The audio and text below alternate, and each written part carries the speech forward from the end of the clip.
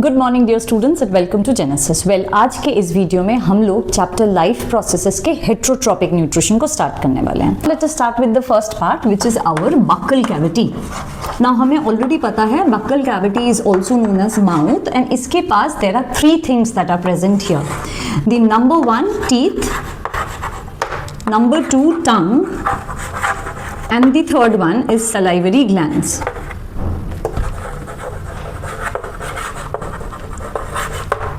So अगर हम teeth की बात करते हैं तो remember one thing, they help in chewing of food and breaking down and grinding food. Otherwise food particles इतने बड़े हैं कि अगर उसे हम गल्प इन करना चाहें it will be impossible for us. So teeth का मेन फंक्शन होता है टू च्यू और to break down large food particles into smaller ones. Then tongue का फंक्शन होता है number one to taste the food and number two it helps to mix saliva which is produced by the salivary gland. Saliva basically एक ऐसा fluid है जो 90% water से बना है। सो ये फूड को वेट करने का काम करता है बिकॉज वेट फूड हमारे लिए ज्यादा इजी है गल्प करना। Then we talk about salivary gland. Of course salivary gland produces an enzyme जिसे कहा जाता है सलाइवरी एमाइलेज। ये एंजाइम एक बहुत इंपॉर्टेंट फंक्शन प्ले करता है। The function that it plays is it converts complex carbohydrates into simple sugar. ये पहले हम लोग समझते हैं, मतलब सलाइवरी एमाइलेज अगर हो तो बक्कल कैविटी में ही जो कॉम्प्लेक्स कार्बोहाइड्रेट है जैसे कि स्टार्च, इसे कन्वर्ट कर दिया जाता है सिंपल शुगर, ग्लूकोज नहीं बट इनटू सिंपल शुगर जैसे माल्टोज। दोनों में डिफरेंस ये है कि शुगर जो प्रोड्यूस होता है ये इससे कहीं ज्यादा सिंपलर है और टेस्ट में भी स्वीट है। इसी रीजन से अगर आपने बॉइल्ड राइस को अपने माउथ में रखा, बॉइल्ड राइस के पास होता है starch, but the moment you start to chew the boiled rice, कुछ देर बाद वो राइस आपको स्वीट टेस्ट करने लगता है because when you are chewing you make sure that the saliva mixes with the boiled rice. The salivary amylase of the saliva will break the starch into sugar which will start to taste sweet. इसी से एक experiment किया जा सकता है, जैसे imagine you take two test tubes, okay. In test tube A you have just kept boiled rice, that's all. So इसमें है boiled rice और ये रहा test tube B. In this you have taken boiled and chewed rice. बस अब दोनों में हम लोग टेस्ट करेंगे स्टार्च का। सो यूजिंग अ ड्रॉपर हम दोनों में कुछ आयोडीन के ड्रॉप्स देंगे। Question is A, situation A या situation B, which one will give positive starch test? Situation A will give positive starch test because इसमें सिर्फ boiled rice है, but in situation B since boiled rice को chew कर दिया गया है that means we have mixed saliva with it, that is why अब इसमें starch रहा ही नहीं। So what is there? It is simple sugar and that will not give positive starch test. So saliva, salivary amylase कहाँ produce होता है? They are produced in the buccal cavity by the salivary gland. Salivary amylase helps in conversion of complex carbohydrates into simple sugar. ये था buccal cavity. अब हम लोग समझते हैं esophagus को। The esophagus leads into the stomach and the stomach opens up into the small intestine. तो ये जो फूड पाइप है और इसोफेगस, थ्रू दिस फूड को नीचे जाना होता है because it has to go to the stomach. To do this there is a method. ये मेथड पूरे एलिमेंट्री कैनाल में होता है which is known as the rhythmic contraction and relaxation of the alimentary canal. जैसे कभी अगर आप कोई पाइथन या कोई बड़े स्नेक को अगर खाना खाते हुए देखें, you will see they don't chew the food, they just gulp it. As a result of which इनके बॉडी के कुछ पार्ट्स ऐसे स्वेल करते हैं, then contract करते हैं, स्वेल करते हैं. This is how the food moves through the body. Similarly, the food also moves through your alimentary canal in the same way. So वो जो rhythmic contraction and relaxation है of the alimentary canal उसे कहा जाता है peristalsis. So remember this term, peristalsis is the rhythmic contraction and relaxation of the alimentary canal. उसके बाद food आता है स्टमक में। In the stomach there are total 3 things produced. One is hydrochloric acid, another is mucus and third is an enzyme called pepsin. धीरे धीरे समझते हैं इनके फंक्शन। सबसे इंपॉर्टेंट है ये enzyme pepsin, it is a protein digesting enzyme. तो ये जो एंजाइम है ये जब प्रोड्यूस होता है, it is produced in a dormant form, उसको कहा जाता है पेप्सिनोजन। लेकिन ये एक्टिवेट हो जाता है in presence of acidic medium and it gets converted into an active form called pepsin। और ये पेप्सिन क्या कर सकता है, this pepsin can actually convert proteins into peptides। मतलब सिंपलर, प्रोटीन एक कॉम्प्लेक्स स्ट्रक्चर है, पेप्टाइड्स में तोड़ सकता है। So for activation of pepsinogen into pepsin hydrochloric acid produce होता है। Apart from that hydrochloric acid हमारे बॉडी में अगर फूड के साथ बैक्टीरिया एंटर करते हैं तो उन्हें भी किल करता है। Done. But then why is mucus produced? Mucus is produced to protect the inner lining of the stomach from the corrosive action of hydrochloric acid. So there are total 3 things that are produced in the stomach. One is hydrochloric acid, which is used for activation of pepsinogen into pepsin. Second is mucus to protect the inner lining of the stomach. Third is of course the enzyme pepsin. इसके बाद ये जो food है this will go into the small intestine. लेकिन हमें already पता है now this food is extremely acidic, और एसिडिक फूड को स्मॉल इंटेस्टाइन एक्सेप्ट नहीं करता है। सो इस एसिडिक फूड को न्यूट्रलाइज करने के लिए प्रोड्यूस होता है a secretion by liver which is known as bile।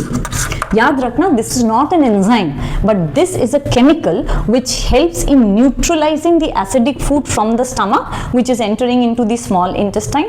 apart from that ये और एक बहुत important काम करता है which is known as emulsification of fat। ये क्या है?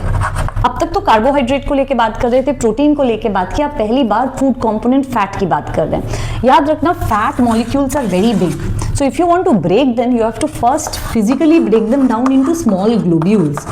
this conversion of large fat globules into small globule is known as emulsification। अगर एक बार आपने फैट का emulsification कर दिया तब कोई भी डाइजेस्टिव एंजाइम उसे एक्ट करके उसे तोड़ सकता है। so bile does 2 functions, one is emulsification of fat, another is neutralization of the food that comes from the stomach। और bile को प्रोड्यूस कौन करता है? bile is produced by liver। स्टोर कहाँ किया जाता है? it is stored in the gall bladder. और ये फाइनली ओपन कहाँ करते हैं? The open in the small intestine. Before I proceed further, ये जो स्टमक है ना, इसके दोनों जगह, एक इधर which is a connection between the oesophagus and the stomach, और एक here which is a connection between the stomach and the small intestine, इन दोनों जगह पे एक मसल प्रेजेंट होते हैं, एक ही टाइप के मसल, जिन्हें स्फिंक्टर मसल कहते हैं। तो जब फूड को ऊपर से नीचे जाना होता है ये मसल एक ढक्कन की तरह होता है। So they open and allow the food to go. Similarly the food from the stomach जब स्मॉल इंटेस्टाइन एक बार चले जाते हैं they can not come back because ये ढक्कन बंद हो जाता है। लेकिन देयर आर कंडीशंस जहां ये ढक्कन खुल जाते हैं, जैसे जब हम वॉमिट करते हैं। हम जब वॉमिट करते हैं then the food from the stomach can actually come to our mouth because somewhere down the line ये स्फिंक्टर मसल प्रॉपर्ली काम नहीं करते हैं। Now we have come to the part where we will talk about small intestine. Small intestine को small इसलिए कहा जाता है क्योंकि इसका जो डायमीटर है वो स्मॉल है in comparison to the large intestine. Length में ये लार्ज इंटेस्टाइन से कहीं कहीं ज़्यादा लंबा है। Remember one thing, this intestine देखा गया है it varies from different one species to another. जैसे अगर हम किसी हर्बीवोर ऑर्गेनिज्म की बात करते हैं, से इट कैटल और मे बी अ गोट, इन सब में हमने देखा है कि जो स्मॉल इंटेस्टाइन है it is narrow and long in comparison to carnivores. Carnivores में स्मॉल इंटेस्टाइन इतना लॉन्ग नहीं होता है। There is a reason why. Small intestine is that ultimate site जहां डाइजेशन कंप्लीट होता है। नाउ क्योंकि रूमिनेटिंग एनिमल्स या कैटल्स इनके डाइट में सेल्यूलोज ज्यादा होता है, cellulose takes longer time to digest. तो अगर पाइपलाइन नैरो है एंड लॉन्ग है तो फूड ज्यादा देर पाइपलाइन में रहेगा तो ज्यादा टाइम मिलेगा डाइजेशन के लिए। That is why in herbivores ये लॉन्ग एंड नैरो होते हैं। वेयरएज कार्निवोर्स का जो डाइट है it is rich in protein जिसको कंपैरेटिवली कम टाइम लगता है डाइजेशन में। That is why their small intestine is not as long as of herbivores. इसके अलावा स्मॉल इंटेस्टाइन क्या कुछ प्रोड्यूस करता है? हाँ, स्मॉल इंटेस्टाइन को जो इनर सरफेस है it also produces certain enzymes जिसे हम इंटेस्टाइनल जूस कहते हैं। लेकिन इंटेस्टाइनल जूस के साथ और एक जन बहुत बड़ा इंपॉर्टेंट रोल प्ले करते हैं, that is known as pancreatic juice. So basically pancreatic juice plus intestinal juice ये लास्ट गेम चेंजर्स हैं डाइजेशन के। ये क्या प्रोड्यूस करते हैं? जैसे हम जब पैनक्रियाटिक जूस की बात करते हैं, they produce certain kind of lipase enzyme जो फैट को फर्दर डाइजेशन में हेल्प करते हैं। प्लस पैनक्रियाटिक जूस एक एंजाइम प्रोड्यूस करता है जिसे कहा जाता है ट्रिप्सिन, एकदम पेप्सिन की तरह ही इसका नाम है trypsin, and it also helps in digestion of protein. तो ये सारे इकट्ठा मिलके इन the small intestine finally digestion को कंप्लीट करते हैं। कब हम बोल सकते हैं कि डाइजेशन कंप्लीट हो गया? When the carbohydrate is finally broken down to glucose. कोई मिड मॉलिक्यूल नहीं, कोई मिड मॉलिक्यूल जैसे माल्टोज, ये नहीं, एकदम glucose. Similarly when the fat is broken down into fatty acid plus glycerol, तभी हम बोलेंगे कि डाइजेशन कंप्लीट है। And the protein is broken down into amino acids. जब ये कंप्लीट हो जाएगा तब जाके हम बोल सकते हैं डाइजेशन कंप्लीट हुआ। तो इसको करने के लिए सिर्फ इंटेस्टाइनल जूस नहीं, पैनक्रियाटिक जूस की भी जरूरत होती है। एंड ये सारे इकट्ठा मिलके स्मॉल इंटेस्टाइन में हर एक कंपोनेंट ऑफ फूड जैसे कि कार्बोहाइड्रेट, फैट एंड प्रोटीन सबको तोड़ के इनके अल्टीमेट यूनिट्स में प्रोड्यूस करते हैं। सो अभी तक टोटल प्रोसेस ऑफ डाइजेशन में हमने कितने एंजाइम्स पढ़े? सबसे पहले हमने पढ़ा salivary amylase which helps in the break down of carbohydrate. मैंने ब्रेक डाउन इसलिए कहा क्योंकि डाइजेशन यहाँ होता नहीं है complete, it's only break down of complex carbohydrates into simpler one. फिर हमने पढ़ा स्टमक में प्रोड्यूस होता है pepsin which helps in the break down of protein into peptides. फिर हम फाइनली आते हैं इन द स्मॉल इंटेस्टाइन जहां intestinal juice and pancreatic juice. Pancreatic juice जिसमें प्रोड्यूस होता है trypsin which helps in the final break down of whatever left over peptides are present into amino acids, and lipase जो emulsified fat. Emulsified fat कौन करता है? Fat का emulsification. Emulsification का मतलब है बड़े बड़े मॉलिक्यूल्स को छोटे मॉलिक्यूल्स में तोड़ना, ये बाइल करता है और उस इमल्सिफाइड फैट पे एक्ट करता है पैनक्रियाटिक लाइपेज एंड उसे तोड़ के प्रोड्यूस करता है fatty acid and glycerol. With this complete हो जाता है डाइजेशन। नाउ काम है इस डाइजेस्टेड मटेरियल को to be taken, absorbed by the blood and carried to different parts of the body. For that, small intestine के inner surface में ऐसे कुछ finger like projections हैं जिन्हें plural कहा जाता है। इनका plural है villi and इसका singular है villus। तो ये क्या होते हैं? They are richly supplied by blood vessels. इनके अंदर ब्लड वेसल्स हैं। So the blood will come through the villi and will absorb the digested food. Whatever digested food is present here will be absorb and from here the blood will rush to every other part of the body. लेकिन याद रखना, अगर ये finger like projections नहीं होते तो दो problem हो जाता है। एक, अब्सॉर्प्शन क्विकली नहीं होता, and second, surface of absorption भी कम मिलता। Because of this finger like projection they actually increase the surface area of the small intestine for the process of absorption.